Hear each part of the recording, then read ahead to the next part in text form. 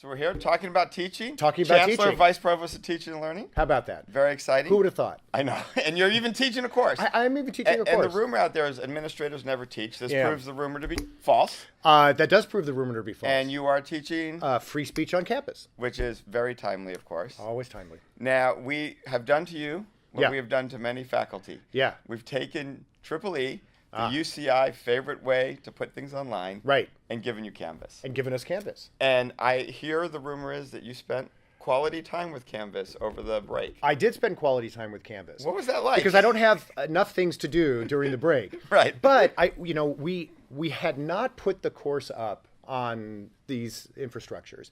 And I really thought I have to, now that I have an opportunity, to sit down and see what Canvas is like and learn about it.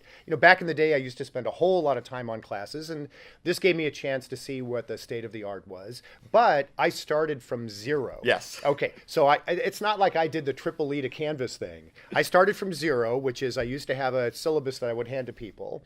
And now I wanted to see what that infrastructure was like, and that's what I spent a good amount of time during the break working on. So you did it a lot, as I understand it, kind of on your own and going to Canvas videos, because it was the break, there was no one around to help. That's right, exactly. If you had one piece in that you said, look, the Vice Provost of Teaching and Learning, he's got a staff, they're helping people. Yeah. This is the one thing I think other faculty should just not spend a lot of time worrying about. Pick up the phone, call, email, get that help with this. What would you say was the biggest thing for you? Well, I do think, though, that it's important to say, having started at zero, I took a little bit of time to get familiar. Yes. These videos are fantastic, 2-3 minutes at a pop. Yep. I didn't even, when I saw the infrastructure, I needed to get oriented to the infrastructure. Exactly. What's a page? How do you organize these discussions? What decisions do you have to make about what the front page should look like? How much should I worry about design versus a practicality? And so I did take a little bit of time just getting oriented to the logic of the system. And it didn't take that long, maybe an afternoon to watch some of the videos, get a feel for it.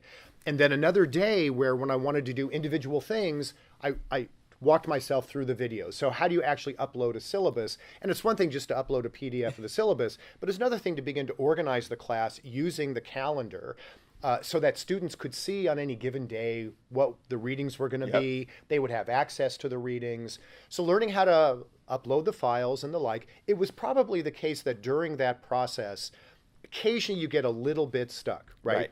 And some people are going to get stuck on different things. It took me a little while to figure out even what the logic of pages were in relationship to the rest of it. And that would have been a time that could have saved me an hour if I could have called someone and said, talk me through this a bit.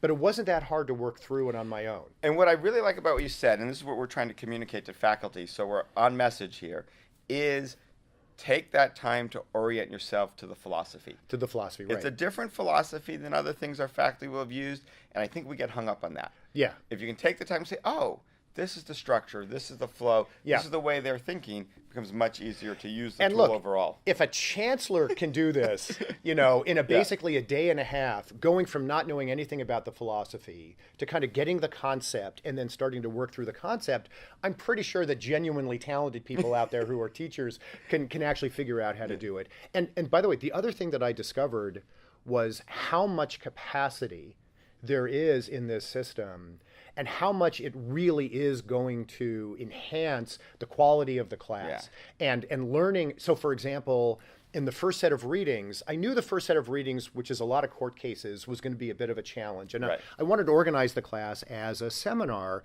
Normally, I would have to lecture about the material, and that would defeat what I really wanted to do during the class.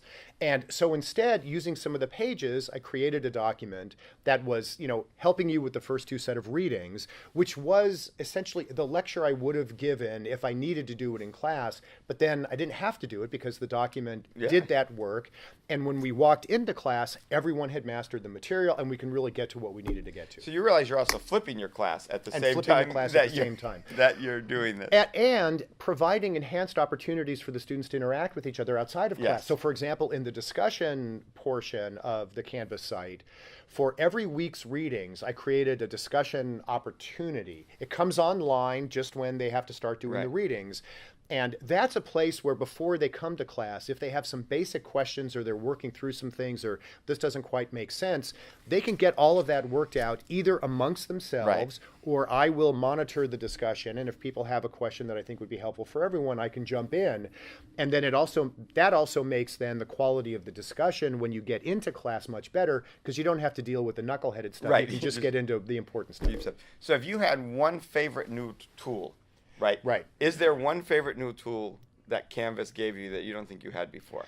A lot of exciting stuff, Chloe. But so 2 or 3 quick things. Sure. I do love the Page's opportunity to create supplementary materials, especially on the fly when you realize what students are working through, and you can give them in a pretty easily accessible way some additional information that I think gets them feeling more confident about the material. I do like the discussion boards. I'm figuring out ways to get the students to engage in it a bit more. And so it's a bit of an experiment, but I like that experiment. And I also like how with announcements and others, you can make sure that students know what's coming up. Don't forget by this date, you have to approve your paper topic and the bibliography has to be approved. And I also like the idea that they're going to be able to upload all of their papers and exams to that ecosystem. And using the Canvas app on my iPad, I can simply use the Apple Pencil, and then right within the Canvas structure, write all the markings I want to mark on it, and then make it available to them. So those are 3 or 4 of the tools that I'm really looking forward to using during the quarter. Well, thank you for sitting down and talking with us. This has been great. And you have said all the things we've been saying over and over. Right. So hopefully now it comes from the bottom and the top, and people will get it. And the bottom line, I think, as we said before, is come on, folks. If a chancellor can do it, anybody can do it. Great. All right. Thanks so much. We appreciate it.